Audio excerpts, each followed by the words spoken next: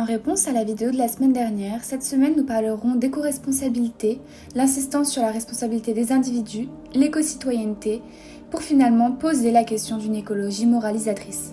On commencera par définir le postmodernisme. Donc qu'est-ce que le postmodernisme ?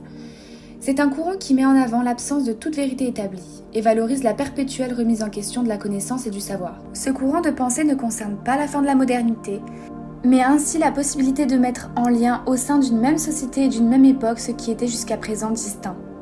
On posera donc la question, qu'est-ce que l'éco-citoyenneté ? C'est le droit d'un individu appartenant à un territoire de jouir de l'environnement auquel il appartient, tout en ayant le devoir d'entretenir et maintenir son environnement le plus sain possible. Ce sont une multitude de petits gestes au quotidien qui permettent d'assurer un développement durable, préservant la vie humaine et les écosystèmes présents sur le territoire. À notre échelle, il est préférable et normal d'économiser l'électricité, de trier et réduire ses déchets, privilégier les transports en commun, l'écomobilité, etc. C'est à partir des années 1990 que les politiques de sensibilisation à la protection de l'environnement sont apparues et se sont multipliées, aboutissant à la norme de l'éco-citoyenneté ou la conscience de l'action individuelle afin de protéger notre environnement en passant par une modification de ses pratiques quotidiennes. Ainsi, dans les campagnes de communication et de nombreux travaux scientifiques dont Dietz et al. En 2009 ou Ertwich et Peters en 2009 également, la responsabilité des dégâts environnementaux apparaît comme étant avant tout le fait des ménages. La mise en place d'injonctions adressées aux individus passe par le ministère de la Transition écologique et solidaire et s'inscrit également dans une logique de consommateur citoyen. L'individu exerce simultanément les choix et les libertés octroyées par le système économique néolibéral, mais en le faisant d'une manière socialement, économiquement et environnementalement responsable. On s'intéressera donc à l'écrit de Maëlle Ginsberger de la norme à la pratique éco-citoyenne, position sociale, contraintes matérielles et diversité des rapports à l'éco-citoyenneté. Ainsi, l'éco-citoyenneté peut être perçue par certains comme moralisatrice. Certains évoquent même le terme d'écologie punitive. Autrement dit, on laisse les grandes entreprises polluer, mais on criminalise l'ouvrier qui prend sa voiture pour aller travailler.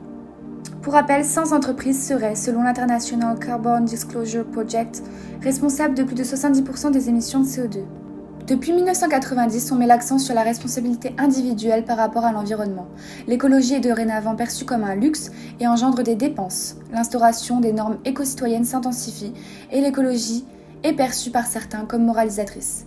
La lutte contre les voitures polluantes s'intensifie et passe désormais par des taxes, la mise en place d'une circulation alternée et la limitation de circulation de vieilles voitures. D'autres mesures sont envisagées dans les foyers, comme la réduction ou la suppression de sacs en plastique pour privilégier des sacs en papier, etc. Toutes ces mesures s'adressent notamment à des ménages fragilisés, tandis que seulement 100 grandes firmes, nous le rappelons, sont responsables de 71% des émissions de gaz à effet de serre entre 1998 et 2016, contre 56% pour les transports individuels. C'est donc un écart assez surprenant, car d'autant plus réprimé que les grandes firmes. Cependant, pour Maëlle Ginsberger, nous devons mettre l'accent sur la difficulté pour certains d'accès à d'autres moyens de transport que la voiture, dans les milieux ruraux notamment.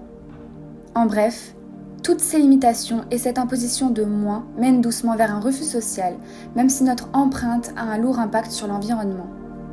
Dans son ouvrage « Comment recycler les oiseaux mazoutés », Sergio Emilson emprunte un ton humoristique dans le but de déconstruire l'idée d'écologie dite culpabilisatrice, déplorant un matraquage de la population, mais nous instruit à la fois sur les pratiques éco-responsables. L'objectif ici est de nous donner une nouvelle façon de percevoir l'éco-citoyenneté et l'éco-responsabilité et nous sensibiliser à ces pratiques du quotidien. Je pense qu'il est aussi important de citer Michel Serres dans Le Malpropre, qui répond aux questions de comment l'humain pollue et pourquoi pollue-t-il.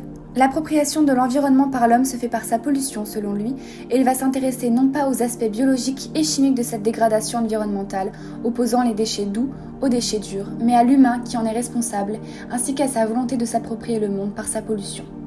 Ainsi, la pollution industrielle, c'est-à-dire la pollution émise par les industries quand elles produisent des altéragènes physiques, biologiques, chimiques et organiques, perturbant le bon fonctionnement des écosystèmes, est dénoncée comme la plus dangereuse de toutes les pollutions, car elle est présente dans l'air. Il s'agit de tous les gaz émis par les industries, dans les sols et dans les eaux. On constate également une montée de sel dans les sols et dans les eaux qui empêche la végétation de s'étendre. Le déversement des produits pétroliers qui entravent la vie sous-marine et entraîne la disparition de nombreuses espèces, et même des pertes humaines. Finalement, la pollution sonore, c'est-à-dire le bruit engendré par les industries. Cependant, très peu de solutions sont envisagées afin de contrer cette pollution pourtant fatale pour de nombreux environnements et espèces. Pour finir, malgré une prise de conscience globale et récente sur les effets néfastes de l'industrie sur l'environnement, Herbert Aichinger pointe les lacunes persistantes, ayant des conséquences irréversibles sur le réchauffement climatique, la pollution des eaux et du milieu aquatique, déjà très sérieusement altérés par l'activité humaine. Des conséquences fatales sont visibles aussi bien sur la faune et la flore planétaire, mais aussi sur la population, avec les vagues migratoires passées et à venir. Je vous invite d'ailleurs à aller voir la vidéo qui traite de ce sujet, disponible sur la chaîne. Bon visionnage à tous!